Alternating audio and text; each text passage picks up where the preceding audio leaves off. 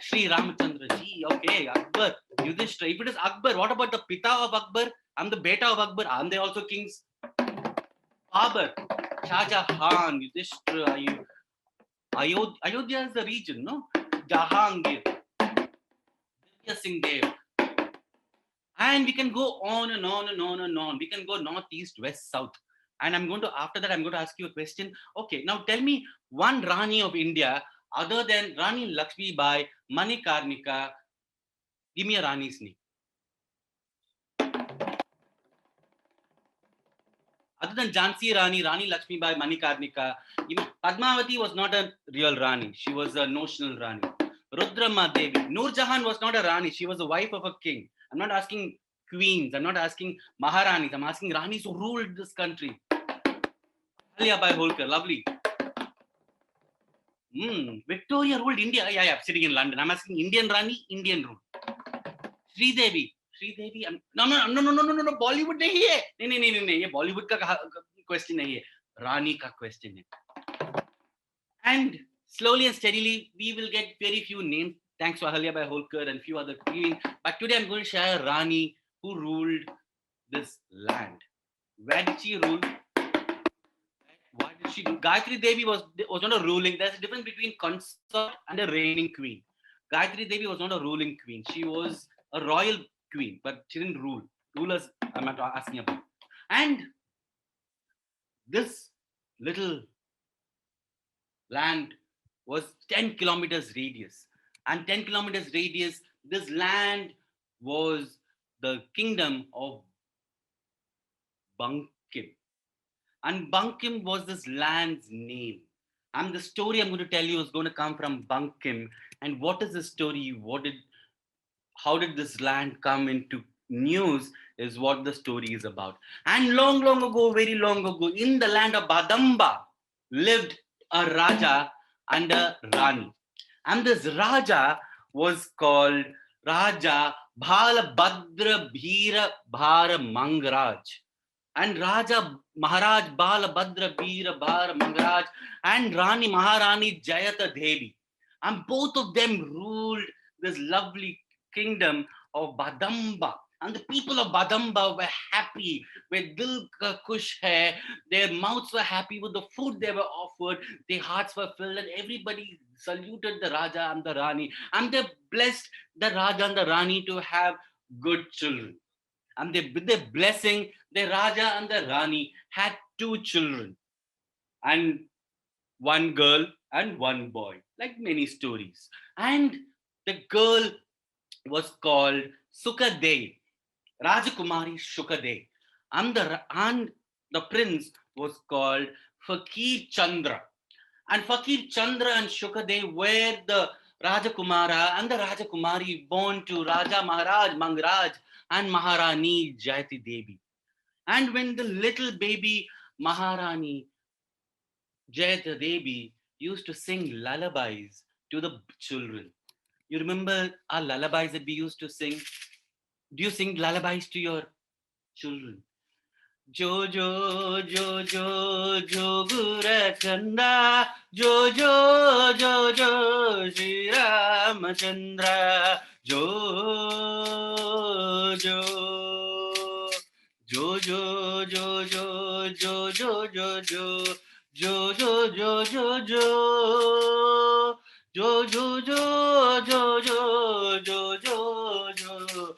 And the Rani and the Raja sang their lullabies. And Rajkumari Sukadei and Rajkumara Fakir Chandra grew up in the royal palace of Badamba.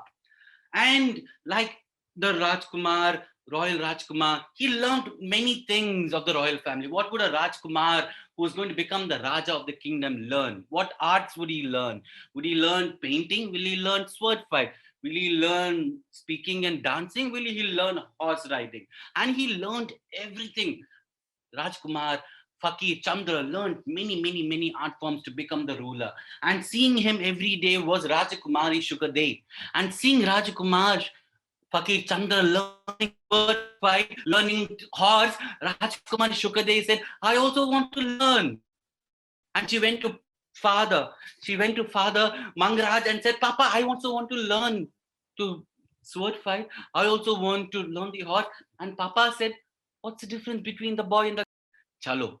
She was given the same thing as what the son Fakir Chandra was given. So every day, both the children were taken to sword fighting, horse riding. What else do you think would they be learning?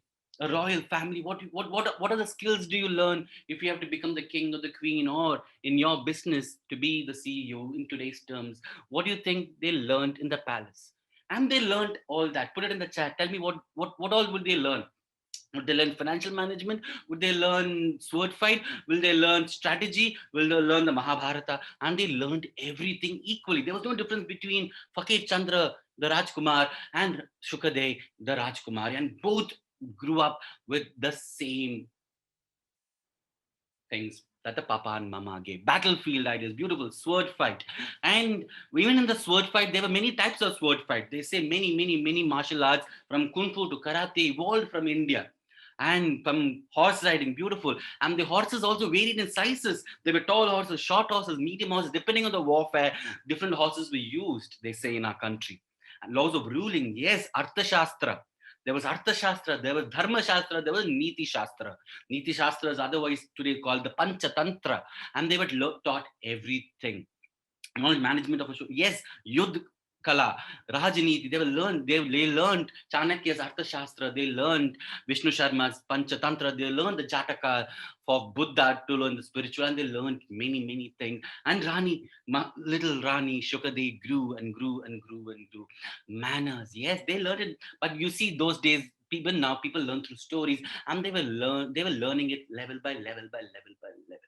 And as time went past, Rajakumari Shukadev reached the age of marriage. And when she reached the age of marriage, they had to give Rajakumari to another Rajakumara of another kingdom. And they sent out invitation to all the princes around. And that ceremony, what is the name of the ceremony? That you invite all the Rajakumaras of the other kingdom into your kingdom, and the Rajakumari of your land is being chosen. Yes, Swayamvara. La la la la la la la la la la la. And from neighboring kingdoms, from Maharashtra, from Bengal, from Delhi, from Tamil Nadu, from Karnataka, all of them came towards Badamba, because Badamba lies in today's Odisha. And today's Odisha is where they say Badamba is. And everybody came hearing that, oh, it is a Swayamvara of Rajakumari Shukadev. Wah, wah, wah, wah. Because in those days, the Rajakumar or the prince was given to an equally talented Rajakumari, which means Rama broke the bow, not because he was powerful, because Sita Devi broke the bow before even Rama entered. Janaka wanted a king as equal to his Rani. And that's how Swayamvara was. And that's how entered different kings, different princes from different kingdoms. And they entered the Swayamvara hall, and Shukadev was testing them one after the other. Examination. Who's going to be the father of my child? And she gave them various tests. She gave them one test after the other test, because she was well versed in sword fight. She played the sword fight. She was well versed in horses. She went and did horses. You remember of the Pandavas, one Pandava was well versed in the Shastra of horses. Which Pandava was it? And this Pandava became a horse taker during the exile time. Which Pandava? Small quiz, see if you can answer. Arjuna, no. And that is how she examined every prince who came, every king who came. Will he take care of me? Will he take care of me? Will he take care of my child? Because every woman wants a husband to be a father to the child. And she examined everybody, from their skill to the quality to the nature. She examined one after the other after the other. And it went on and on and on and on. Yes, they say it was Nakula who was well versed. Shahadeva was well versed in cows. Nakula was well versed in horses. And it went for some time. And finally, one man could stand the sword of Rani Sukadev. And that was the Raja of Banki. The Raja of Banki came, and he was not tall. He didn't have the six packs of today. He was not well built, because it is not that all Rajas and Ranis have to be well built, because they have to rule by the brain. The soldiers and the Senadipati will take care of the fighting. So this was a very short king, they say. And the Raja of Banki was called Dhananjay Trilokyanath Harichandra. And Dhananjay Trilokyanath came in a horse, but his sword was so mighty that Sukade looked at him. And like many stories, she knew that this was the man she was waiting for. Like how Kalidasa writes about Shakuntala, she could see the Raja, she could see Dhananjay and understand that he was the father, he would be the father of her child. And she turned to her father, she turned to her mother, she turned to the Raja and Rani of Badamba and told Maharaj Mangraj and Maharani Jayata Devi that I've chosen my man, and that would be Radha Dhananjay. And the wedding was fixed, a strategic wedding between two kingdoms, the powerful kingdom of Banki and the powerful kingdom of Badamba came together in alliance. Every time a Raja married a Rani, the Rani, they say, was as powerful, just that the Rani story was not written. The Raja story was written. And Raja Dhananjay married Rajakumari Shukadev, who became Queen Sukhadev. And both got married and they moved into Banki. And they sat in Banki, they say, was a smaller kingdom than Badamba. But Rani Sukhadev knew that it doesn't matter how big it was. And Banki, they say, was about 300 kilometers, 10 kilometers in radius, very small area. And that's how small it was. But the people loved her as much as she was loved in Badamba.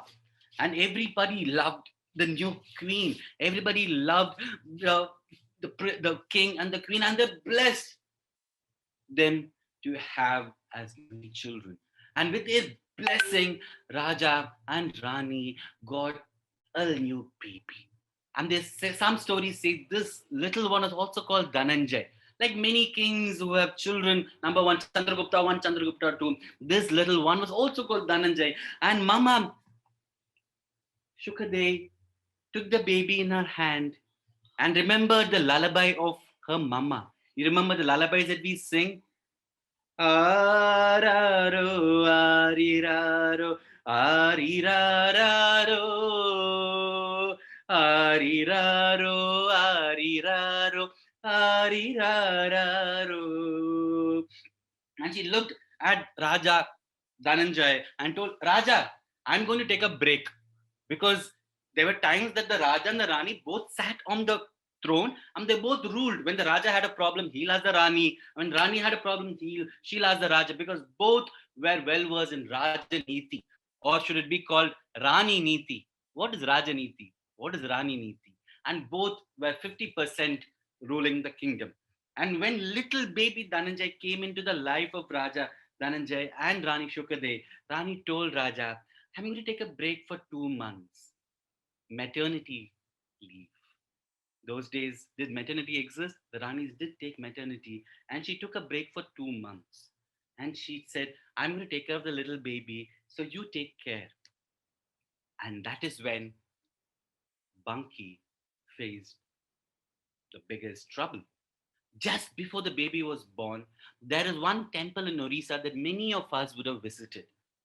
Many of us across India would visit this one temple in Orissa, and we might have had our prayers to go to it. We might have our offering to that temple. We might remember the temple. We might not even gone to the temple, but we will know this temple's power. Which temple am I talking about? Orissa, kaun sa mandir hai? Which temple am I talking about? And they say they both went to the, okay, Konark. Go on. Yeah, the Jagannath temple. They went to the Jagannath temple. And because they wanted to pray for a little baby, and they went and prayed. And while returning back from Jagannath, on the way, they did a pit stop. And that is where the story changed.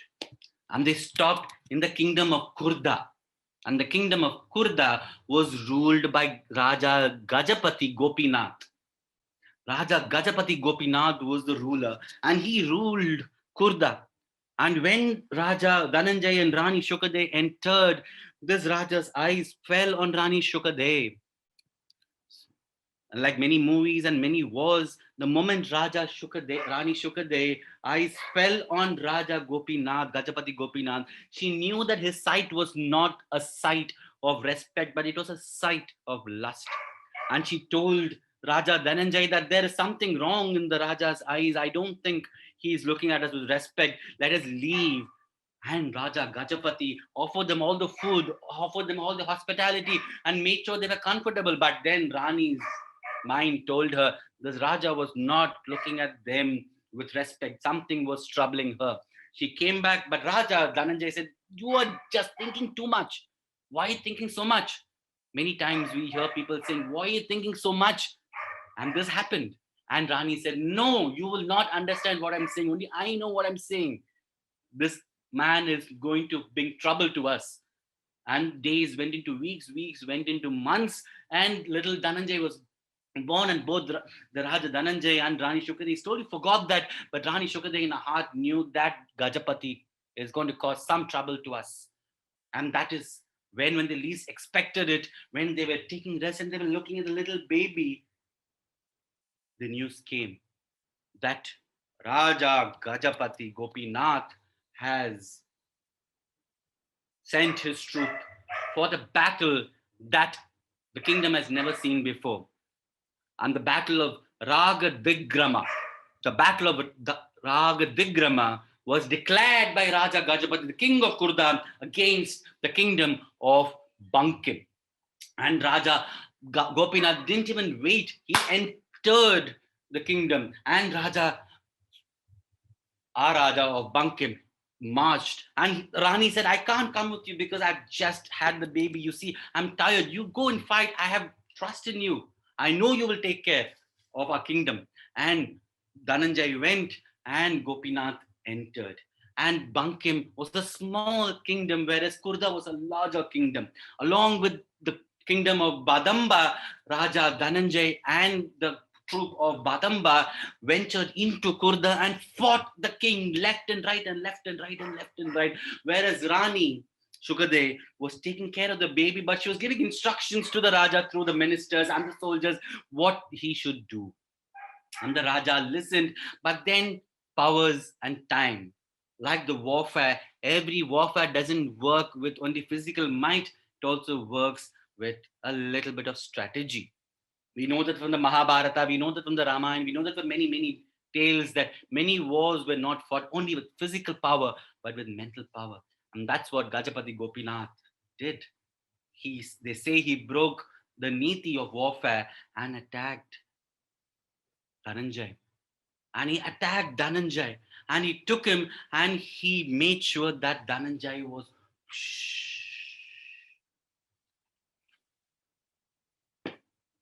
and he took the head of Dhananjay. He put that in a box and he sent the body back to Kurda. And the soldiers took all the bodies of the dead soldiers along with the Raja and declared the laws, and they went into the kingdom of Kurda, whereas Rani Shukadeva was patting her baby to sleep. And the soldiers came. The soldiers came walking slowly and steadily. They came with sadness in their face, and she said, "Shh, wait, the baby is sleeping." And she put the baby to sleep. The mother in her told her that the baby needs to sleep. And the baby slept, and she put the baby down. And she asked them, "What's the matter?" And they said, "We've lost a war." She said, "What?" "Our king has died.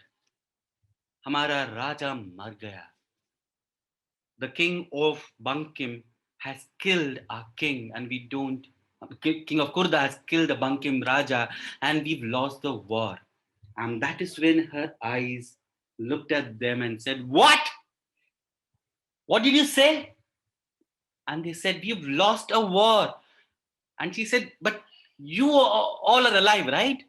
And they said, we don't have a leader. We don't have someone to lead us. And she said, don't I look like a leader? Don't I look like your leader?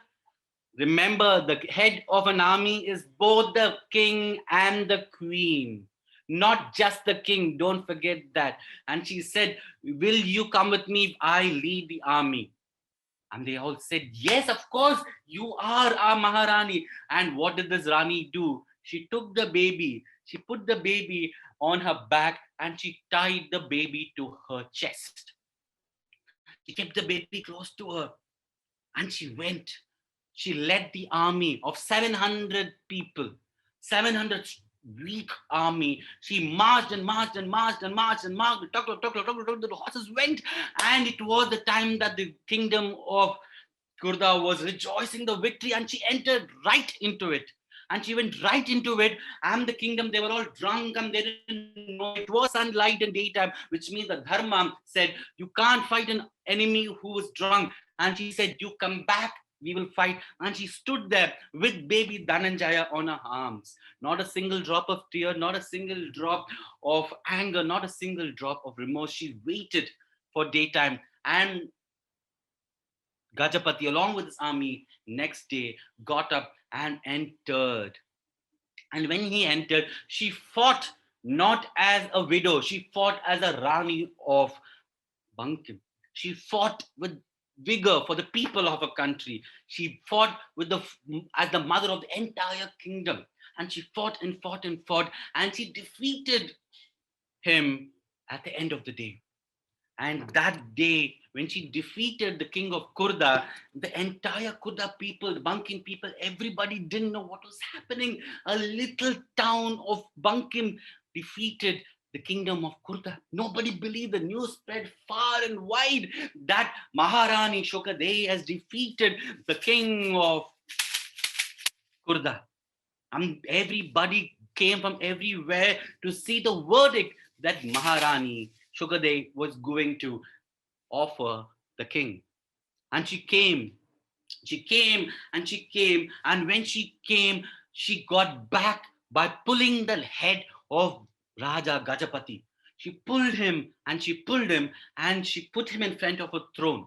She put him in front of the throne, and she again took Dhananjay out from her back. Little Dhananjay was sleeping. She put him on her lap and she sang the song again, telling, shh, araro, ariraro, arirararo.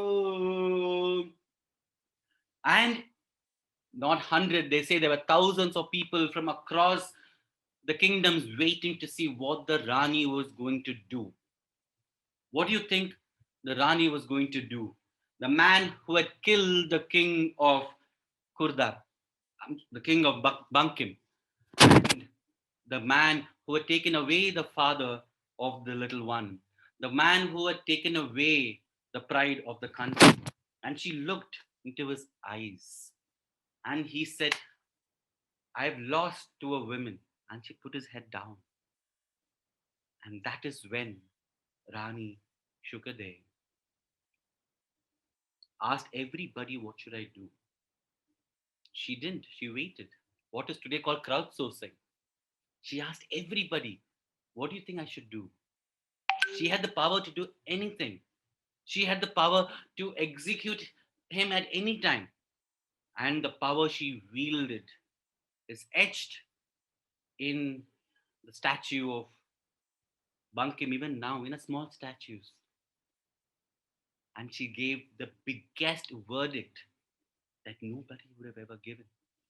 And she said, release the man. Release the man. Let him go.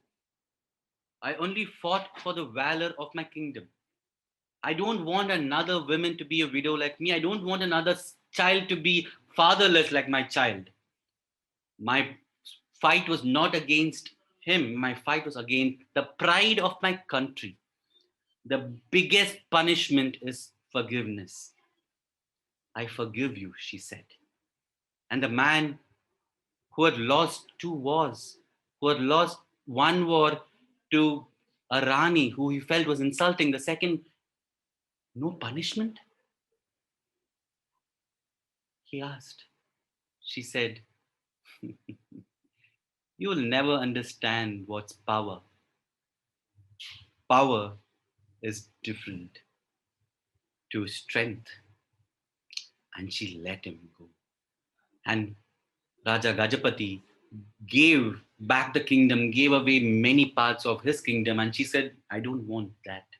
I want you not to treat another ruler like how you treated my husband and me. Go away, she said. He went back and he built a statue for her. Some say the statue is still there. If you go to Orissa, if you go to Bankim, you'll find a small statue somewhere in the little kingdom of Bankim. And she sits there in the statue. And sometimes you hear her singing the song to her child, Dhananjay. Jojo, Jojo, Jogo Rakhanda, Jojo, Jojo, oh my little one, sleep, baby.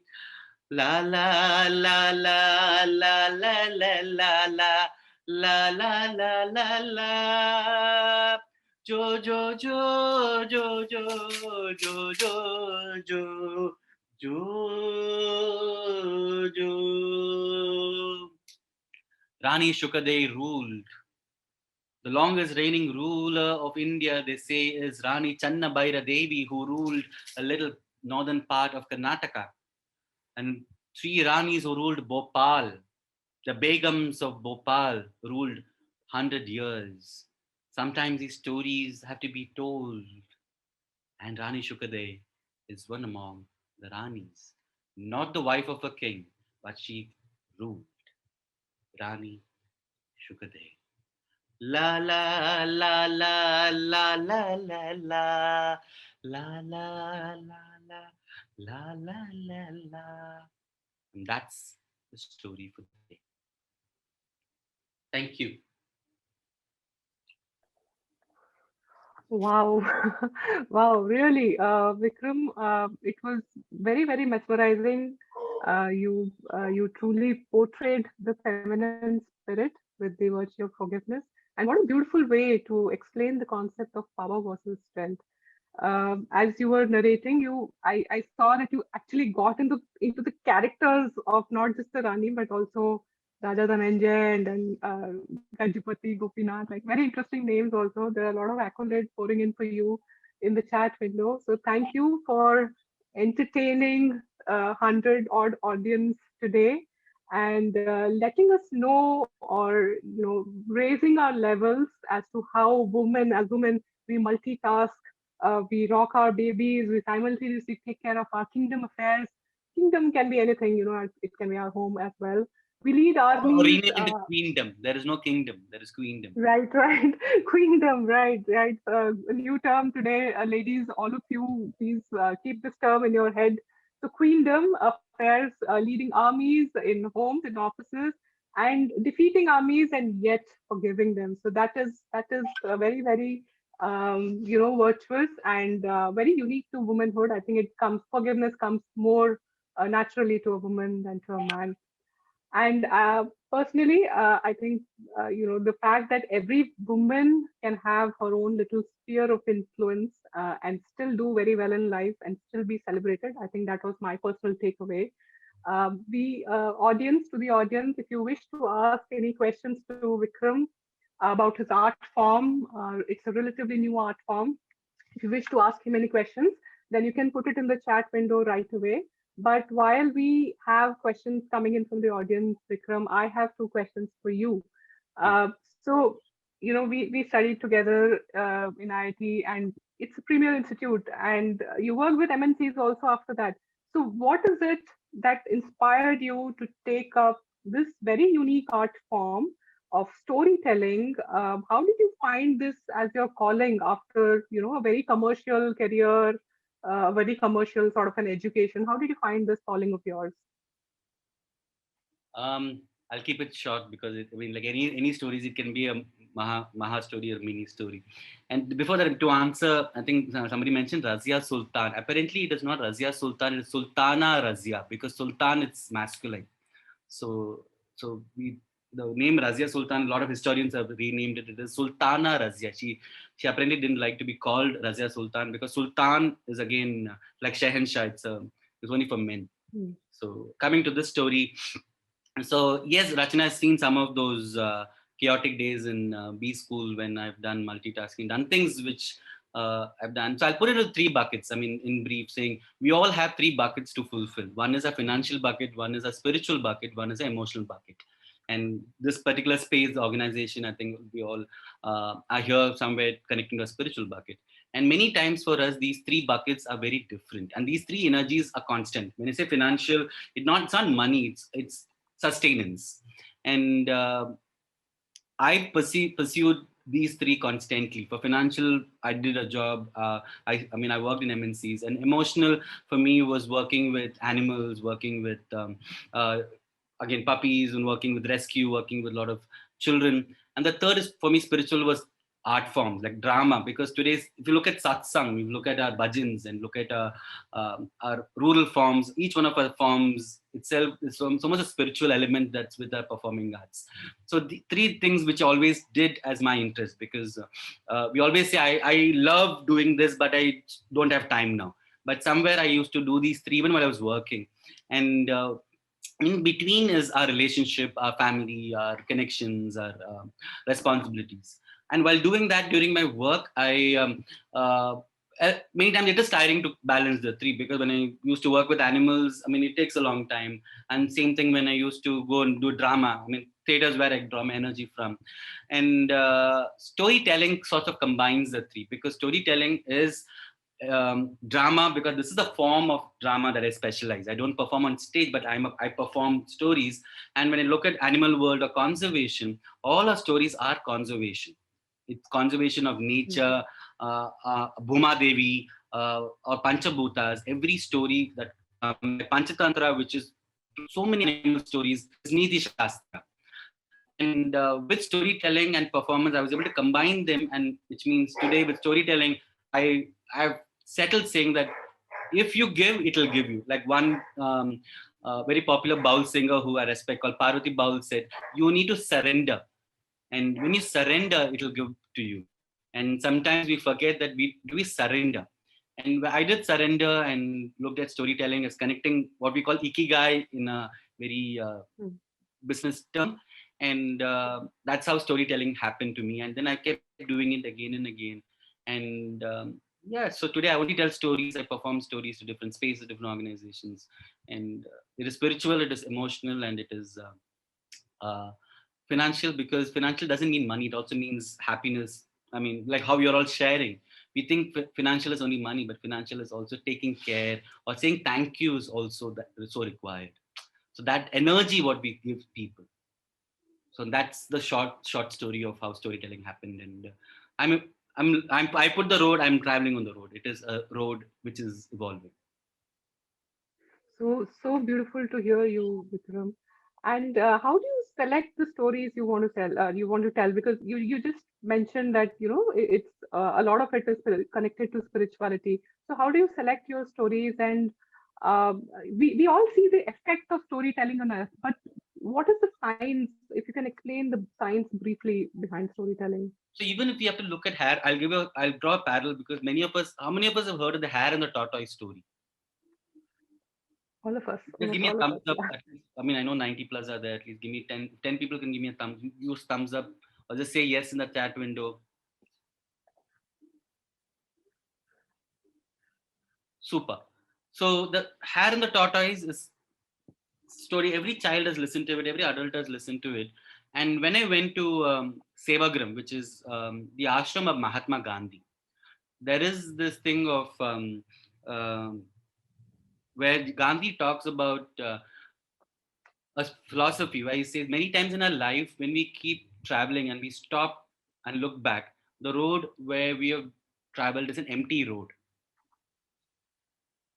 because in the culture, what he talks about, saying that we keep running our life again and again and again and again.